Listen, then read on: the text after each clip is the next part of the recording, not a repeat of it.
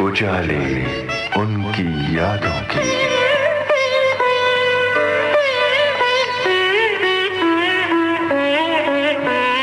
उजाले उनकी यादों की।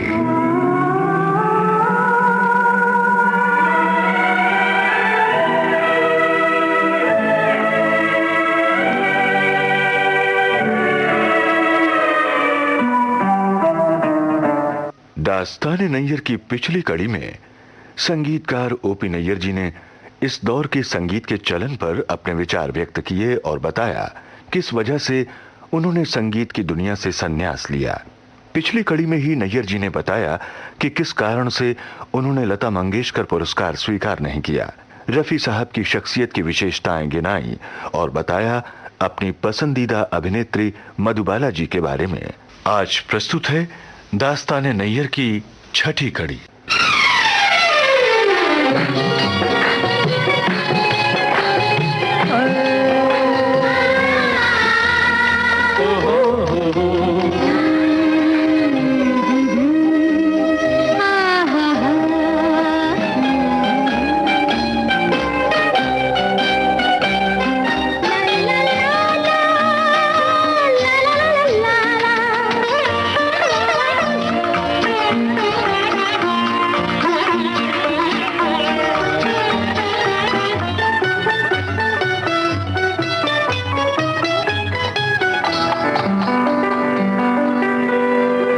अच्छा, मधुबाला से वाबस्ता कोई भी ऐसी बात, कोई वाकया जो आपका उनके साथ? मधुबाला मेरे बहुत मतलब उनका पसंदीदा संगीतकार था और उनकी पसंदीदा गायिका थी लता। तो हमारे स्टूडियो में शूटिंग के लिए आती थी, 15-15 शूटिंग दिन चलती थी। तो मुलाकात, जो एक पिक्चर वो डायरेक्ट कर रही थी जिसका मैं म्यूजिक डायरेक्टर था, वो उनके घर जाकर वो पिक्चर हमने साइन की थी। वो मुझे बाबू बुलाती थी। तो वो खाना दोपहर का उनका स्टूडियो को आता था तो फ़ोन कर देती थी कि बाबू तुम घर से खाना नहीं लाना, खाना हमारे साथ ही खाना इकट्ठे खाए। फिल्म लाइन के उधर कई ऑफिस थे जले कि भाई ये क्या बात है, ये मधुबाला डब्बा लेके उधर जाती है इसके रूम में। लेकिन कुछ ऐसी बात नहीं, सवाए इसके कि बहुत बड़ी फनकारा थी। मैं उनको अपनी छोटी बहन की तरह उनकी इज्जत करता था और वो बहुत बहुत अच्छी औरत थी। जितनी हसीन थी उससे डबल हसीन थी दिल की। ये क्या कर डाला तूने, दिल तेरा हो गया, हंसी हंसी में जालिम दिल मेरा खो गया। ये क्या कर डाला तूने, दिल तेरा हो गया, हंसी हंसी में जालिम दिल मेरा खो गया। हावड़ा ब्रिज 1958। गायिका आशा भोसले, गीतकार हसरत जयपुरी।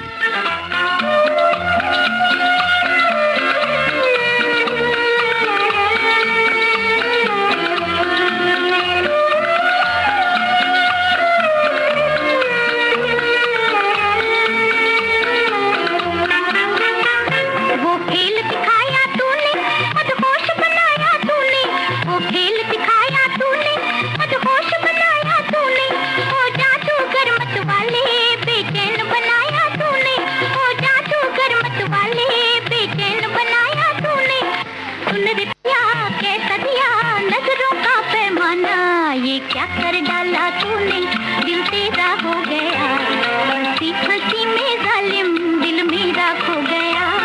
ये क्या कर डाला तूने, दिल तेरा हो गया, हंसी हंसी में जालिम दिल मेरा खो गया। वो मैंने सुना है कि एक बार मधुबाला से आपने कहा था कि मेरे घर पे तुम्हारी तस्वीर लगी हुई, वो क्या वाकया है? वो भासी साहब, वो वाकया बड़ी मुश्किल से ठीक किया, इज्जत रह गई हमारी। वाकया ये था कि मधुबाला जी को जब मैं मिला फर्स्ट टाइम, मैंने कहा आप तशरीफ़ लाएंगी तो मेरे घर में आपकी तस्वीर बड़ी ज़बरदस्त तो जड़ी हुई है वहाँ। एक दिन उन्होंने बोला कि आज हम शाम को आपके घर आएंगे। मैंने कहा तशरीफ़ लाइए। तो मैंने एक दोस्त को फ़ोन किया, यार उसके घर में मधुबाला की तस्वीर थी। मैं कहा ये ला के छोड़ जाओ मेरे घर में। उसको बाहर लटका दिया आपने, तो आके देखा भी वाकई ये मेरा चाहने वाला है, नहीं तो बड़ी बुरी हालत होती। अच्छा, ऐसा किसी और आर्टिस्ट के लिए हुआ? नहीं, और किसी की तस्वीर लगाई कभी, या किसी हीरोइन या? नहीं, मैं तो सिर्फ मधुबाला एक आर्टिस्ट थी। आज तक भी उनके हुस्न का और उनके अंदर की जो खूबसूरती वो उससे भी बढ़कर थी। उसी जमाने की सुरैया भी। क्या बात है। सुरैया का मैं नाम इसलिए अभी तक नहीं लिया कि सुरैया जी अपनी वजह की ऐसी हसीन गाने वाली थी कि जिनके अंदाज में सुर भरा हुआ था। मालिक की देन थी उनको। यानी सुरैया का आधा सुर सुरैया, यानी सिंगर एक्ट्रेस। आपने सही फरमाया कि एक सुर ऊपर से रैया और सुरैया है मिक्स, वो ऐसी कमाल की गायिका है। और मैं तो उनका बड़ा भारी फैन हूँ। मेरी एक तस्वीर में वो, मुझे मेरा खुश नसीबी है कि मुझे उनसे आपने गाना भी गवाया। तो ज़रा सी बात पे खफा ना हो, रफ़ी साहब के साथ डुएट था उनका। दूसरा एक और शायर थे, उनका लिखा हुआ गाना है कि सोई है कहाँ जाकर तकदीर मोहब्बत की। है कहाँ जाकर। मिस्टर लंबू 1956, गायिका सुरैया, गीतकार हर्ष।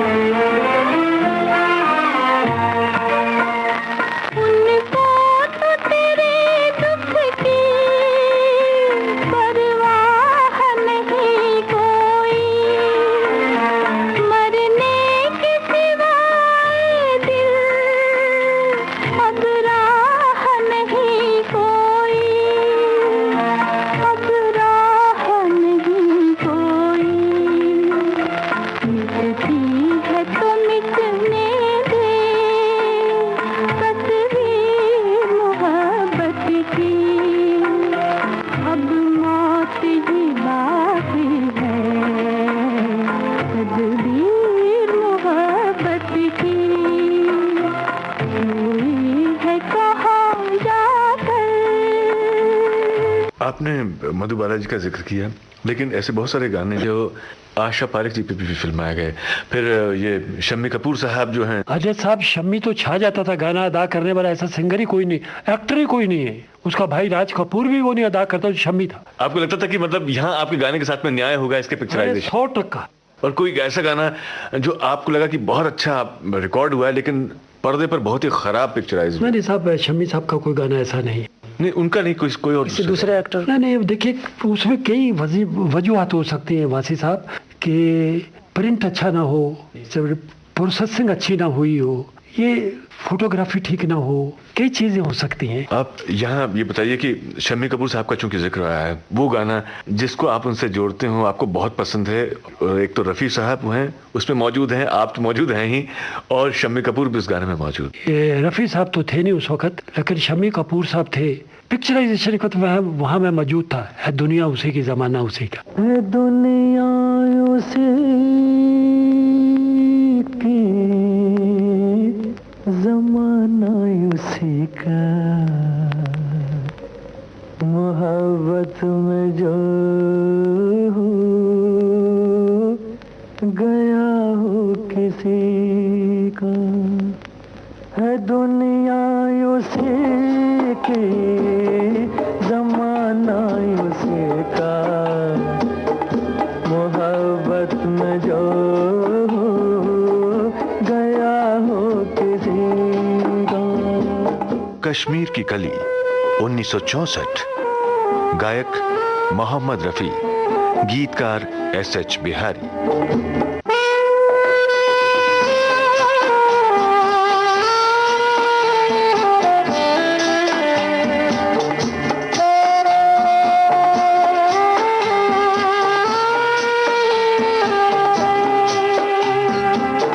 लुटा जो मुसाफिर दिल के सफर में, है जन्नत ये दुनिया उसकी नजर में। लुटा जो मुसाफिर दिल के सफर में, है जन्नत ये दुनिया उसकी नजर में। उसी ने है लूटा मजा जिंदगी का, मोहब्बत में जो गया हो किसी का।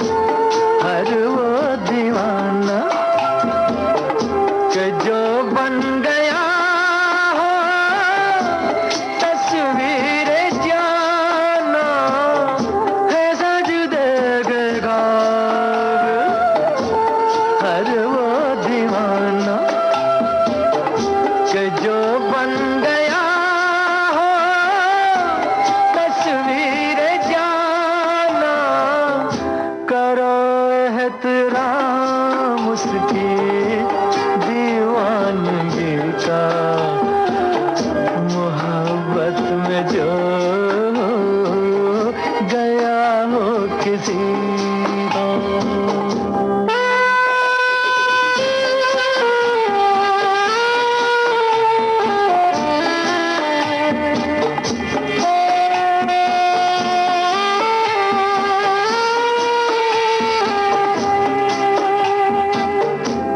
बर्बाद होना जिसकी अदा हो, दर्द मोहब्बत जिसकी दवा हो। बर्बाद होना जिसकी अदा हो, दर्द जिसकी दवा हो। सताएगा क्या गम उसे जिंदगी का, मोहब्बत में जो गया हो किसी का। है दुनिया उसी की, जमाना उसी का, मोहब्बत में जो गया हो किसी का।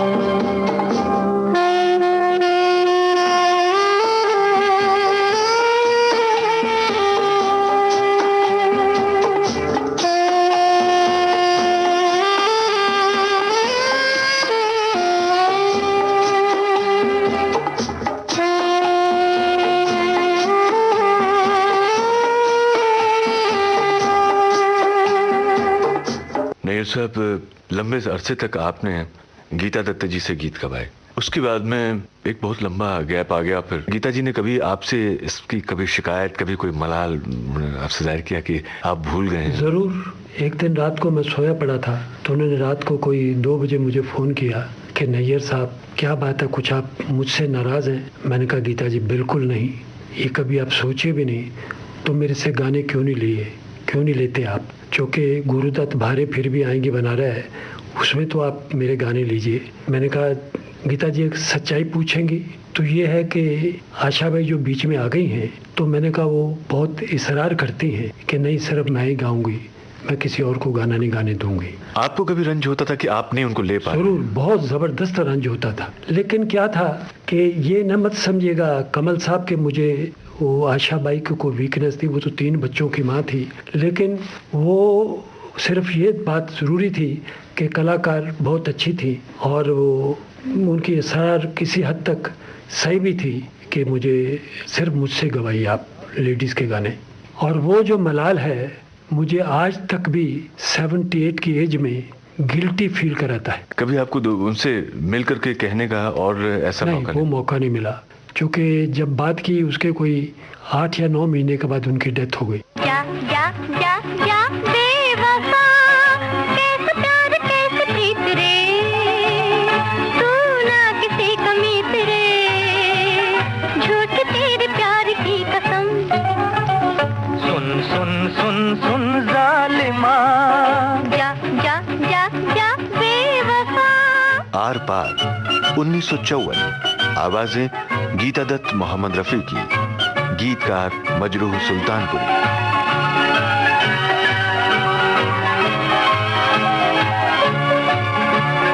प्यार की नजर से दूर यूं न जिंदगी गुजार, हुस्न तू है इश्क में कर भी ले नजर को चार।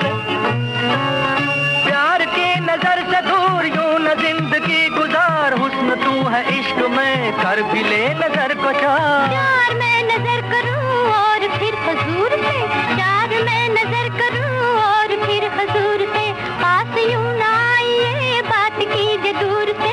जा जा जा जा बेवफा, कैसे प्यार कैसे प्रीत रे, तू ना किसी कमीत रे, झूठ तेरे प्यार की कसम। अरे वाह, सुन सुन सुन सुन जालिमा, जा जा जा जा बेवफा।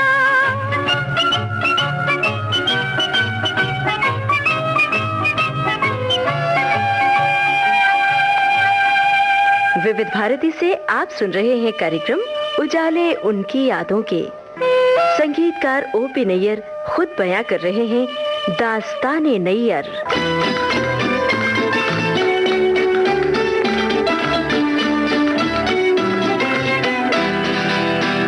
गुरुदत्त जो उनके हस्बैंड, उनको जीनियस तो बहुत माना ही जाता है। उनकी फिल्मों में आपने संगीत दिया। गुरुदत्त जी को दूसरे लोग बड़ी कॉम्प्लेक्स पर्सनैलिटी के रूप में जानते। देखिए, मेरी कोई जाति कोई ऐसी मेल जोल नहीं था। बाकी वो कभी कभी जब ड्रिंक कर लेते थे तो मुझे हमेशा बुला लेते थे, और वो उनके अपने डोमेस्टिक प्रॉब्लम्स, उनके लव अफेयर्स, ये सब बताते रहते थे।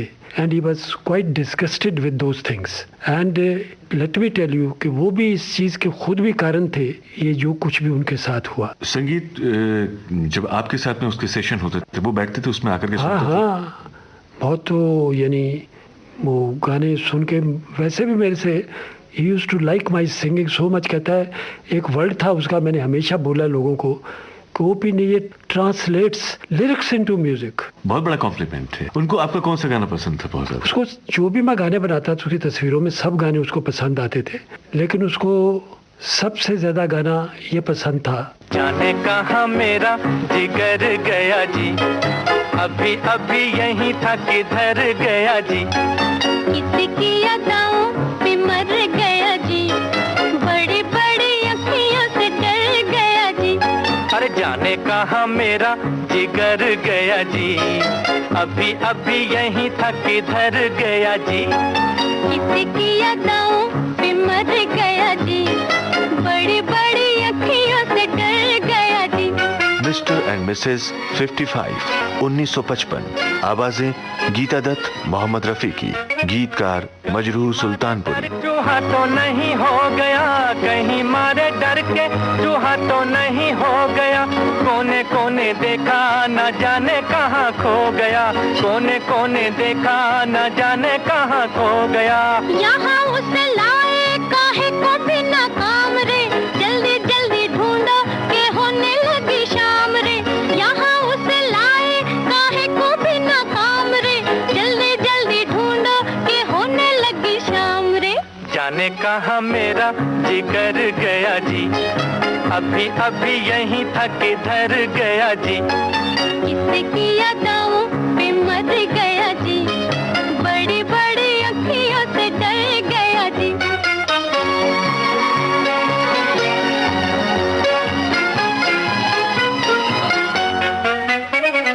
कोई उल्फत की नजर जरा फेर दे, कोई उल्फत की नजर जरा फेर दे, ले ले दो चार आने जिगर मेरा फेर दे, ले ले दो चार आने जिगर मेरा फेर दे।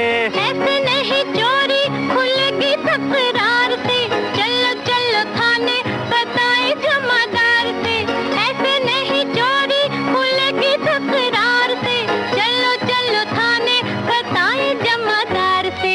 जाने कहाँ मेरा जिगर गया जी, अभी अभी यहीं था किधर गया जी, किसकी अदाओं पे मर गया जी, बड़ी बड़ी अखियों से डर गया जी।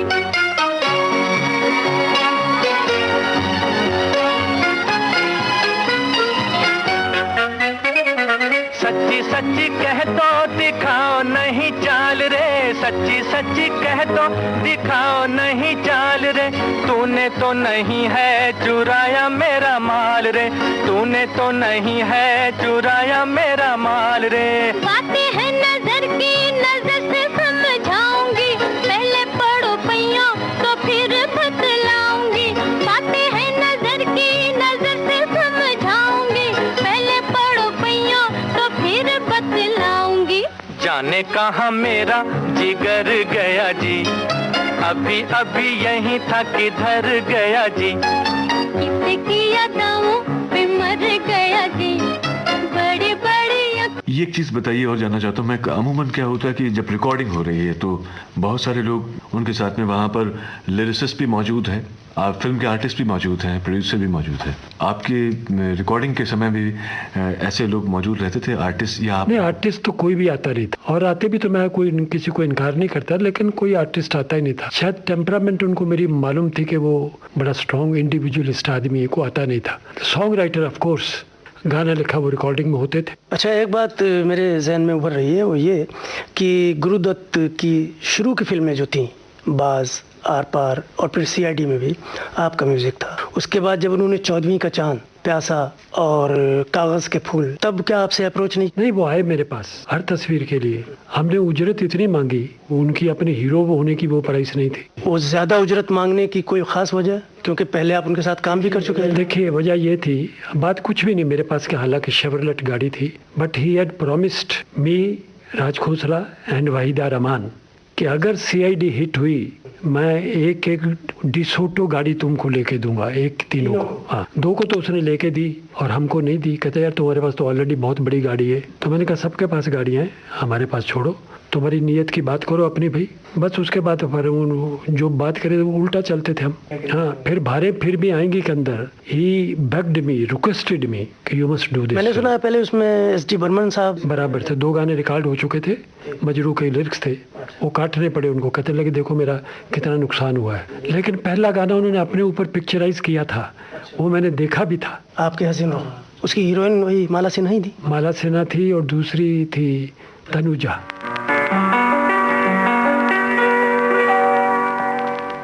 आपके हसीन रुख पे आज नया नूर है,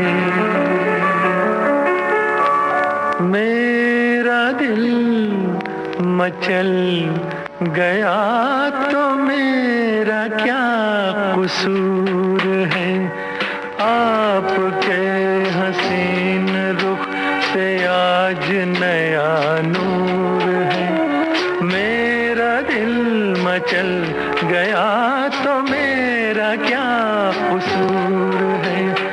आपकी निगाह ने कहा तो कुछ जरूर है, मेरा दिल मचल गया तो मेरा क्या कसूर है।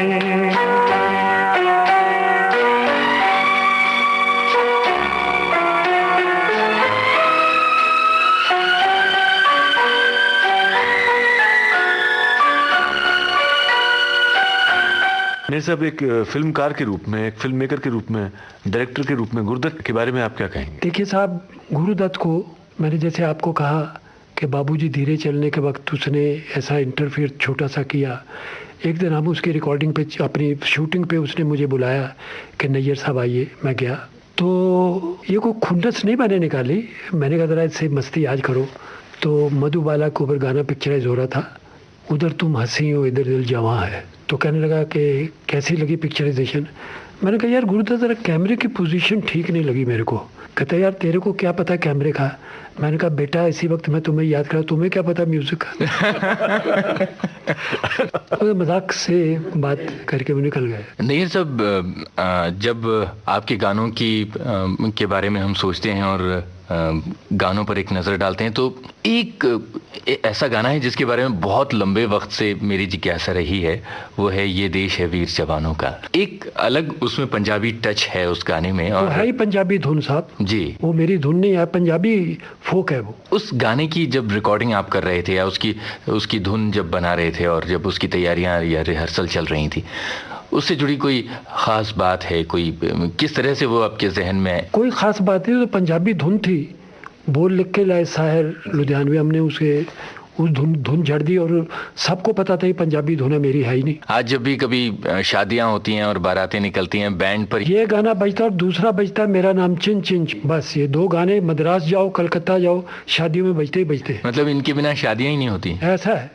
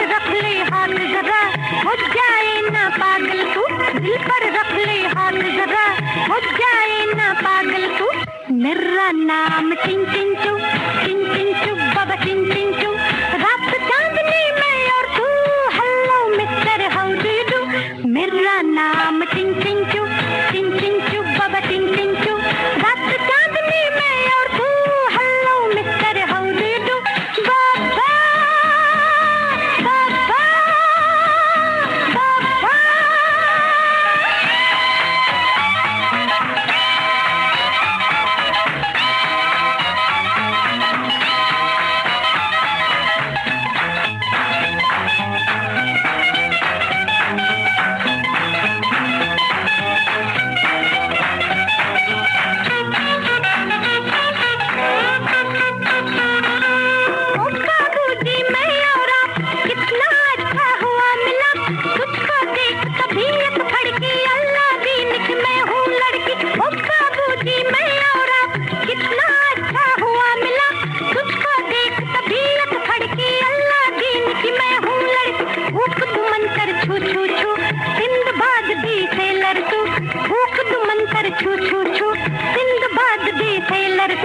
मेरा नाम चिन चिन चू, बाबा चिन चिन चू, रात चांदनी में और तू, hello mister how do you do, मेरा नाम चिन चिन चू, बाबा चिन चिन चू, रात चांदनी में और तू, hello mister how do you do.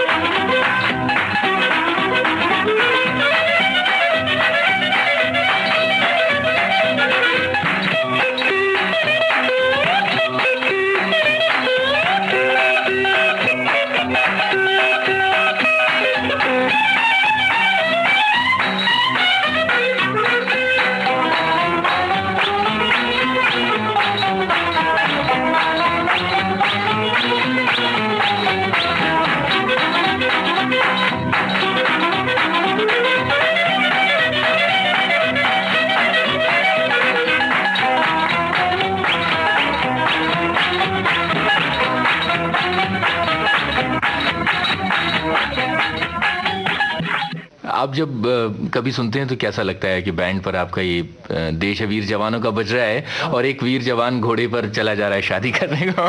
कुछ फीलिंग नहीं होता, हमने तो काम किया, काम करके निकल गए, ये बजते रहते हैं, बैंड वाले बजाते रहते हैं। अच्छा, कभी आपके गानों का, मान लीजिए ये देश वीर जवानों का कोई रीमिक्स आ जाए और वो आपको सुनने को मिले तो दिल में कहीं कोई एक कोना होगा जहाँ तकलीफ होगी? नहीं, कोई तकलीफ नहीं होगी। आजकल बड़े रीमिक्स चलते हैं। एक HMV ने रीमिक्स निकाला है, वो मेरे सनम का है, ये है रेशमी जुल्फों का अंधेरा। वो काफ़ी दफ़ा रेडियो पे आता है, लेकिन बहुत अच्छा, उन्होंने लड़की गाने वाले भी बहुत अच्छा गाई है।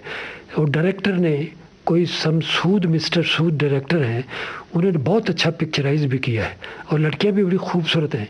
मैं खास करके वो देखने जाता हूँ सिर्फ लड़कियों के लिए। जब ऐसे चिकने चेहरे हो, जब ऐसे चिकने चेहरे, तो कैसे न नजर फिसले, तो कैसे न नजर फिसले जिंद मेरी ये।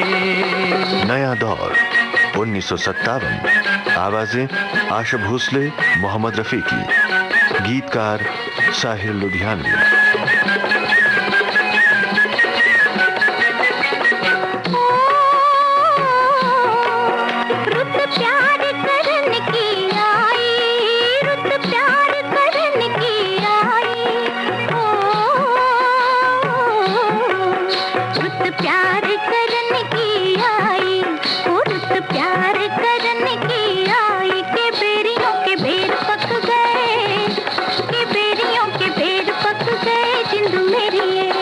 कभी डाल इधर भी फेरा, ओ कभी डाल इधर भी फेरा, के तक तक नैन थक गए, के तक तक नैन थक गए जिंद मेरी ये।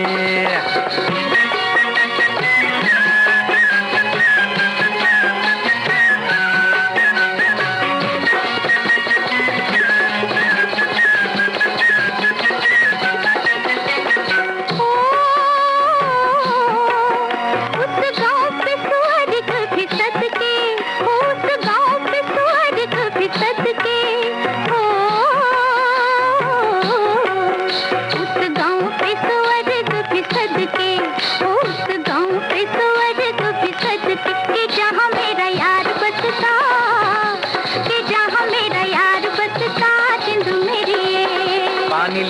के बहाने आजा, ओ पानी लेने के बहाने आजा, के तेरा मेरा एक रास्ता, के तेरा मेरा एक रास्ता जिंद मेरी ये।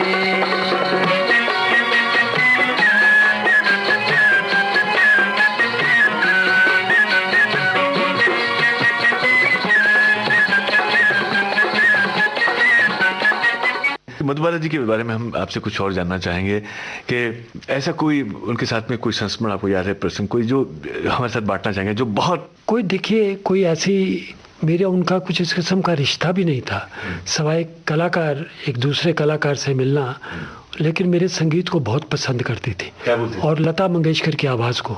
नहीं कि तुम बहुत अच्छा ऐसा काम करते हो, क्या लग गया, ऐसा सुना ही नहीं।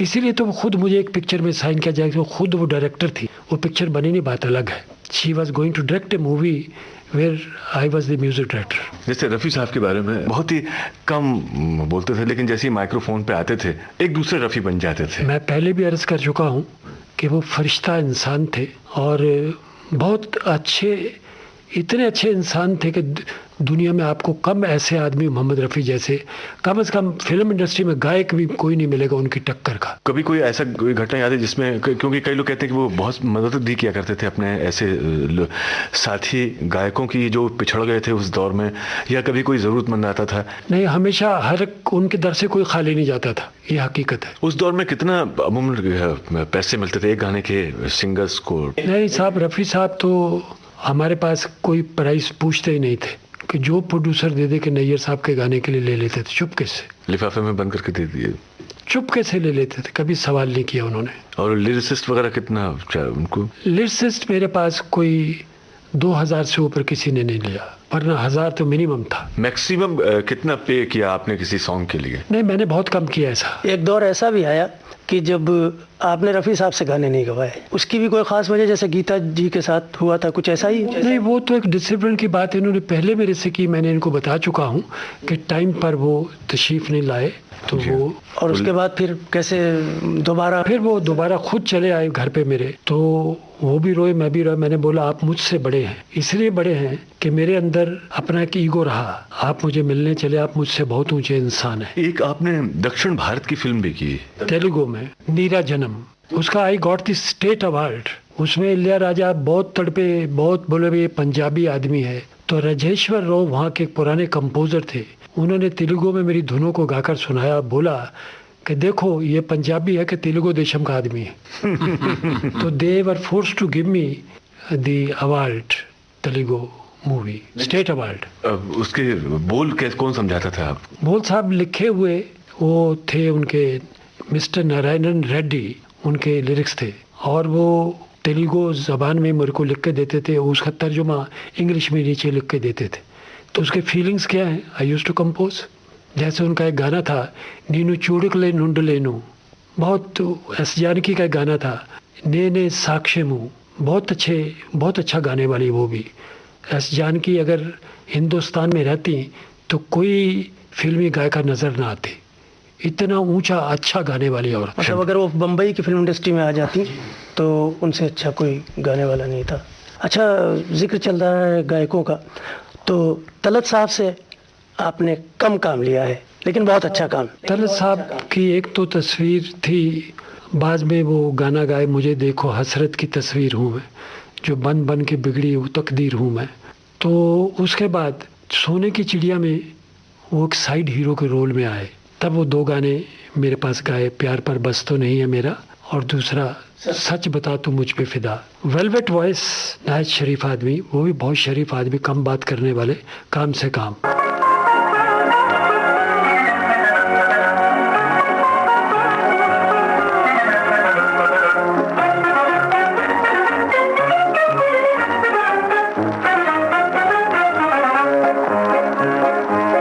सच बता तू मुझ पे फिदा, क्यों हुआ और कैसे हुआ, मार गई तेरी बाकी अदा, यूं हुआ और ऐसे हुआ। सच बता तू मुझ पे फिदा। सोने की चिड़िया 1958। आशा भोसले, तलत महमूद, गीतकार साहिर लुधियानवी।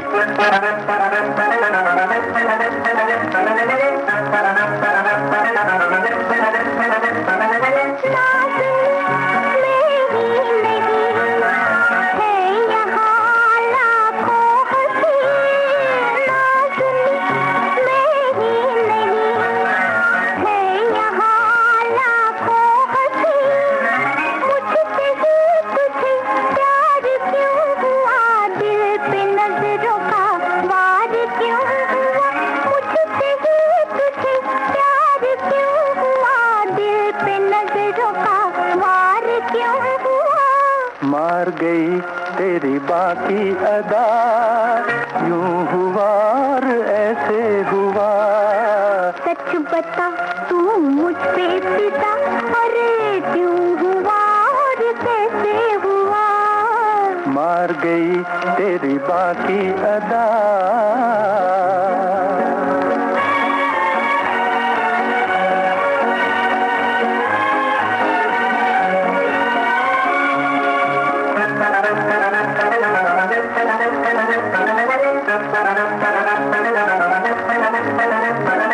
चांद सी सूरत तेरी, मोहनी मूरत तेरी। चांद सी सूरत तेरी, मोहनी मूरत तेरी। तेरी धुन मुझे बेसबब नहीं और जल्वों में ये गजब नहीं। तेरी धुन मुझे बेसबब नहीं और जल्वों में ये गजब नहीं। सच बता तू मुझ पे फिदा, क्यों हुआ और कैसे हुआ। मार गई तेरी बाकी अदा, यूं हुआ और ऐसे हुआ। सच बता तू मुझ पे फिदा, अरे क्यों हुआ और कैसे हुआ। मार गई तेरी बाकी अदा। तो आपको कोई ऐसी दुश्वारी नहीं लगी, क्योंकि तलत साहब की गायकी बिल्कुल अलग थी, उनकी गायकी गज़ल से बहुत करीब। नहीं जी, गायकी कोई चीज़ नहीं होती है। ये गायकी होगी क्लासिकल सिंगरों ने बनाई उनकी। ये गायकी फिल्म लाइन में कोई गायकी नहीं है। गायकी तो हम बनाते हैं इन लोगों की। नहीं, ऐसा होता ना कि कहा जाता है कि फिल्मी गायक के लिए खुली आवाज़ ज़रूरी है। नहीं, ऐसा कुछ कहने वाली के तंग आवाज़ें भी चलती हैं।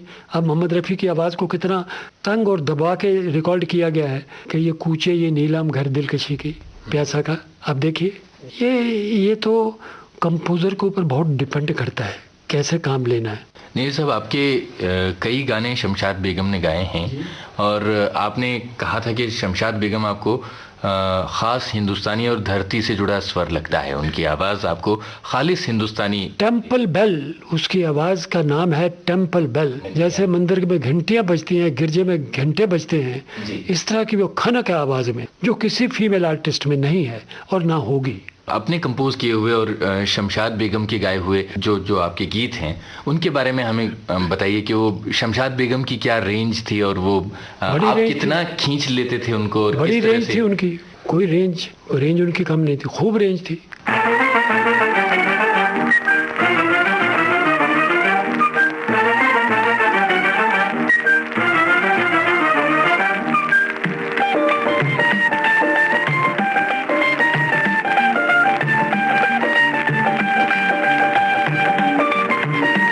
नया अंदाज 1956, शमशाद बेगम, गीतकार जानिसार अख्तर।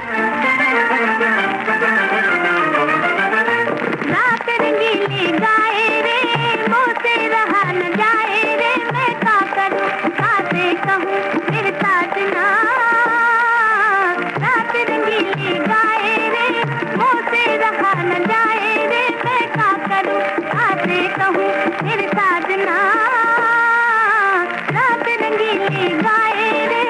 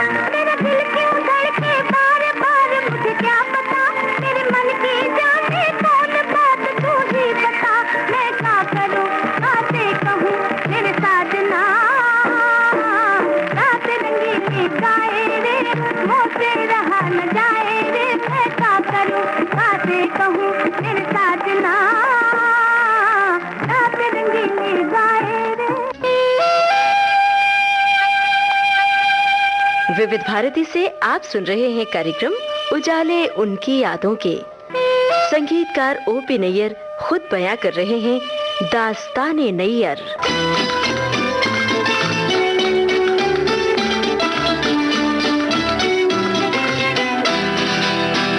इसी तरह से आपकी जो कंपोजिशंस हैं उसमें वायलिन्स, पियानो, गिटार ये बहुत सुनाई देते हैं, और ये खास तौर पर पाश्चात्य। नहीं, ऐसा देखिए कई गानों में ऐसा दिखेगा आपको, कई गानों में आप देखेंगे सितार की बड़ी प्रोमिनेंस है, सरोद की बड़ी प्रोमिनेंस है, सारंगी की बड़ी प्रोमिनेंस है। वो जहाँ जहाँ जिस टाइप का गाना बनता है उस कंपोजिशन के मुताबिक ऑर्नामेंटेशन, ऑर्केस्ट्रेशन भी की जाती है। नहीं सर, आपने कहा था बीच में सारंगी के बारे में कि सारंगी कोठों का साज था, फिर बाद में उसको हम रोमांस से मिला है और उसको बड़ा रोमांटिक साज ही मानते हैं, लेकिन आपके रोमांटिक गीतों में गिटार का भी और पियानो का भी बड़ा खूबसूरत इस्तेमाल हुआ है। तो ऐसा कुछ था कि मतलब इस फीलिंग को उभारने के लिए ये जो साज है आपकी कुछ पसंदीदा साज थे कि वो ही इस्तेमाल? नहीं, जहाँ पर पियानो के पीछे वायलिन्स बजते हैं या वायलिन्स की रेंज आती है या पियानो प्रोमिनेंट रहता है, तो जो उस वक्त उस सॉन्ग की ऑर्केस्ट्रेशन की डिमांड होगी वैसे नैयर साहब ने की होगी। बस वो तो मैंने तो आपसे अर्ज कर चुका हूँ, कुछ नहीं जानता, जो मालिक की देन है वो जैसे बख्शता वैसे कर दिया। कई बार ये देखा जाता है कि यूरोप की, खास तौर पर जो यूरोप के महान संगीतकार रहे हैं एक ज़माने के, या फिर पॉप जो संगीतकार रहे हैं, उनका बड़ा असर हिंदुस्तान के सिनेमा पर लंबे अरसे से होता रहा है। जैसे बीटल्स थे बड़े पॉपुलर, लेकिन मेरा कोई गाना बताइए कि बीटल्स की धुन पे मैंने लिया नहीं। आप उनको सुना करते थे? ना, कभी नहीं। मैं किसी को नहीं सुनता था। जो सुना बचपन में पंकज मलक, आरसी बोरल, तिमर बरन, कमल दास गुप्ता, मास्टर गुलाम हैदर, पंडित गोविंद राम, इन लोगों को मैंने सुना।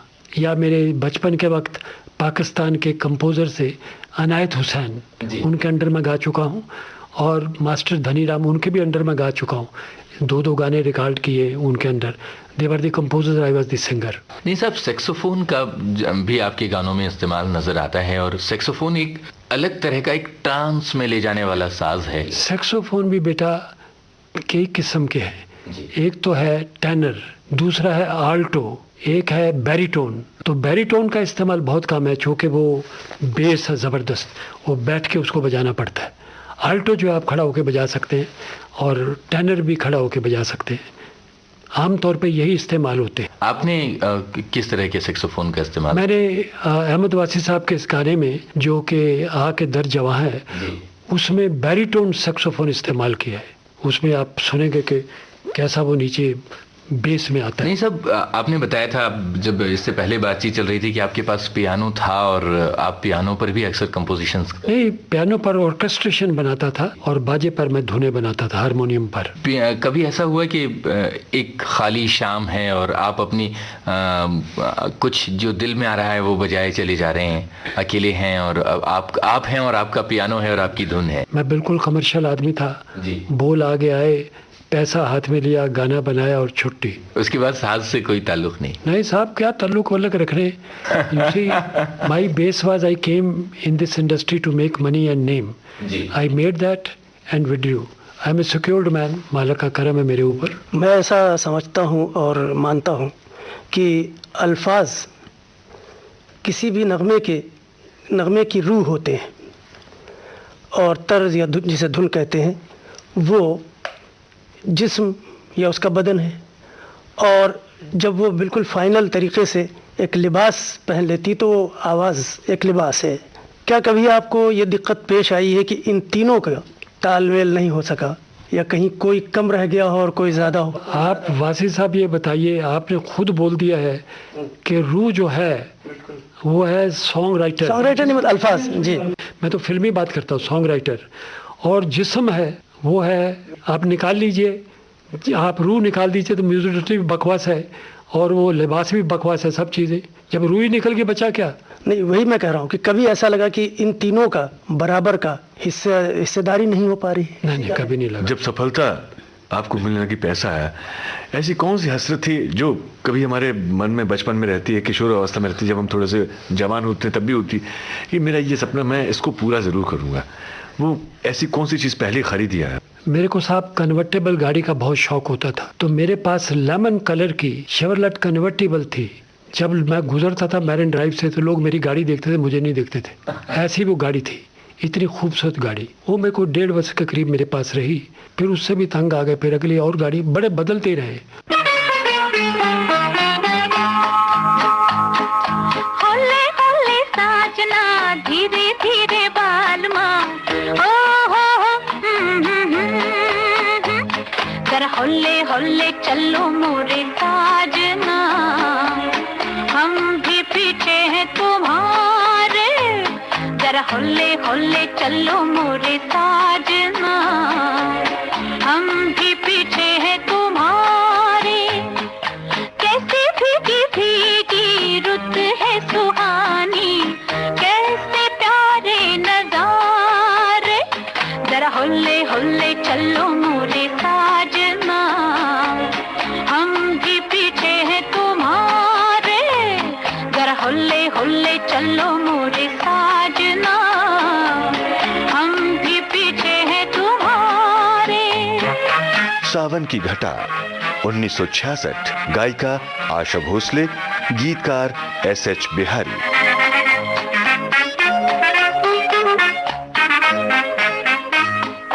पड़ गई जनाब मैं तो आपके गले, अब तो निभाए बगैर न चले, पड़ गई जनाब मैं तो आपके गले, अब तो निभाए बगैर न चले, प्यार के सफर में होते ही रहेंगे झगड़े हजार सनम,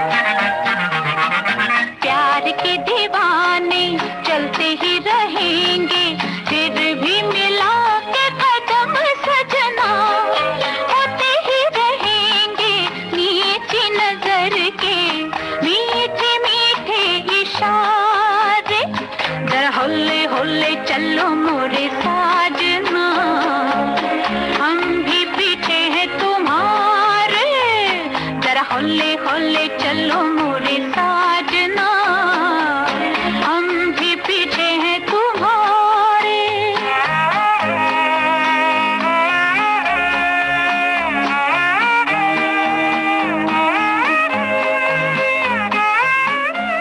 तबीयत में टिका नहीं था, रेस्टलेस सोल। तो ये ठहराव जो कहते हैं कि आपकी तबीयत में नहीं था, तो इससे आपको जाहिर है कि कमर्शियली नुकसान भी पहुंचा। हाँ साहब, देखिए नुकसान पहुंचा उसका मुझे गम नहीं, चूँकि मैं इतना कुछ रॉयल्टी में ले चुका था, तो मुझे किसी चीज़ का गम नहीं है। मैंने आपसे पहले भी अर्ज़ किया कि no complexes, no regrets and no frustrations. नहीं सर, कवि प्रदीप, प्रेम धवन, एसएच बिहारी, शबन रिजवी, राजा मेहदी अली खान, नूर तिवासी, कमर जलालाबादी, जानिसार अख्तर साहब, साहिल लुधियानवी और मजरू, ये तमाम नाम फरमा मलिक, इतने सारे लोगों के साथ उन्होंने आपके साथ में काम किया है, उनकी रचनाएं जो हैं आपने संगीतबद्ध की। हर एक के बारे में जानना चाहेंगे, किसकी कौन सी बात आपको? इसमें एक और नाम अनजान, हाँ अनजान साहब, अजीज कश्मीरी, बड़ा इम्पोर्टेंट नाम है वो। बल्कि अजीज साहब तो एकदम शुरू में आ जाते हैं, आपकी जहाँ से आपका सफ़र शुरू हुआ था, उनके लिए आपने उनकी कितनी रचनाएं आपने? अजीज़ कश्मीरी साहब ने मेरे ख्याल में 4-5 तस्वीरें मेरे साथ लिखी हैं, किसी में 2 गाने, किसी में 3 गाने, एक अक्लमंद फिल्म थी पूरी उनकी लिखी हुई थी, नसीहत थी, CID 909 और ये रात फिर ना आएगी। मोहब्बत चीज है क्या, मोहब्बत करके देखेंगे, मोहब्बत चीज है क्या, मोहब्बत करके देखेंगे, मजा कहते हैं किसको, किसी पर मर के देखेंगे, मोहब्बत चीज है क्या।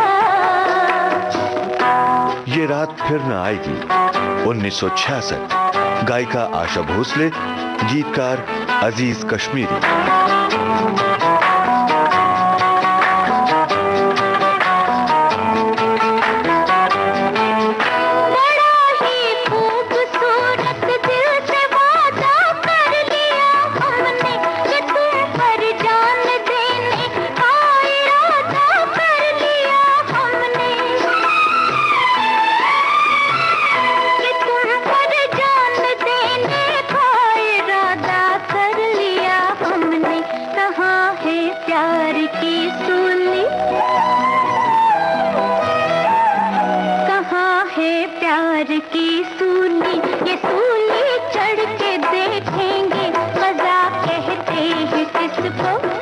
किसी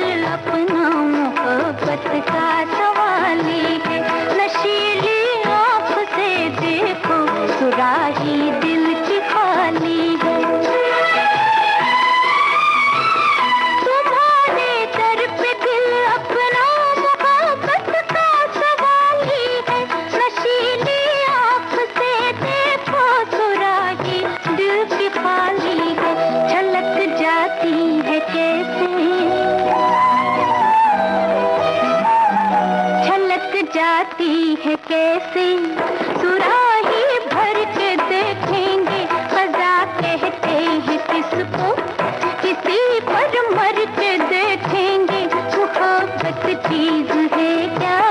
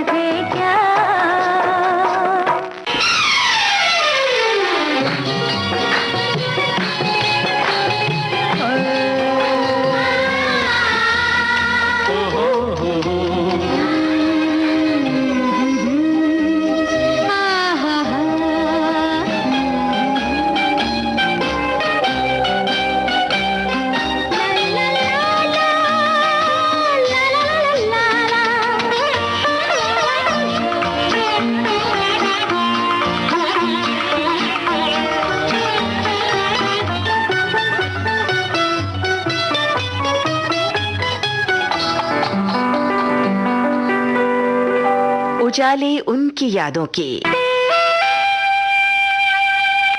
आप सुन रहे थे जाने माने संगीतकार ओपी नैयर से कमल शर्मा, अहमद वसी और यूनुस खान की लंबी बातचीत पर आधारित इस कार्यक्रम के रिकॉर्डिंग इंजीनियर थे दिलीप कुलकर्णी। संयोजन राकेश जोशी का था। विविध भारती की ओर से इसे आपकी सेवा में प्रस्तुत किया कमल शर्मा ने। जरूर सुनिएगा। उजाले उनकी यादों की।